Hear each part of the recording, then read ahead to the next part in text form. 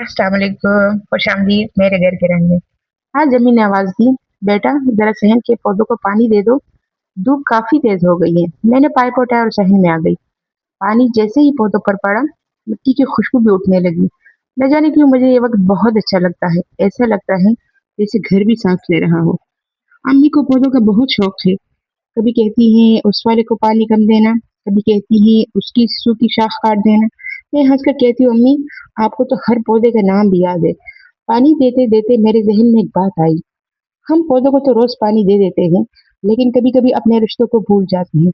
हालांकि रिश्तों को भी ज्यादा कुछ नहीं चाहिए होता। कभी 2 मिनट बैठकर बात कर लेना, किसी की बात गौर से सुन लेना, या बगैर किसी वजह के पूछ लेना कि आप कैसे हैं। बस इतना सा बहुत होता है। छोटी छोटी बातें ही दिल को जोड़े रखती हैं। इतने में अम्मी की आवाज फिर आई, बेटा अब आ जाओ, दाल भी बना लेते हैं। मैं किचन में आ गई। आज रात कोई खास डिश नहीं, बस सादा सी मसूर की दाल। सच बताऊं, मुझे लगता है सादा खाने भी अपना एक अलग मजा रखते हैं। मैंने दाल धोकर चूल्हे पर रखी, हल्दी, नमक और थोड़ी सी लाल मिर्च डाली। जब दाल अच्छी तरह गल गई तो आखिर में लहसुन का तड़का लगा दिया। अगर आप भी मसूर की दाल बनाते हैं तो एक छोटी सी टिप याद रखें, तड़का लगाते वक्त लहसुन को ज्यादा ना जलाएं, बस हल्का सुनहरा होने दें। इससे जायका भी अच्छा आता है और खुशबू भी बहुत प्यारी होती है।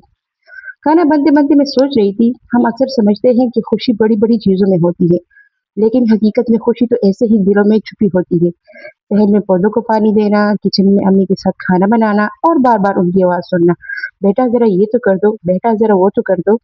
शायद यही लम्हे बाद में सबसे कीमती यादें बन जाते हैं। इसलिए अगर आज आपके घर में कोई भी आपको आवाज दे तो कोशिश कीजिए मुस्कुराकर जवाब दे, क्योंकि एक वक्त ऐसा भी आता है जब यही आवाजें सिर्फ यादों में रह जाती है। अच्छा, आज के लिए इतना ही।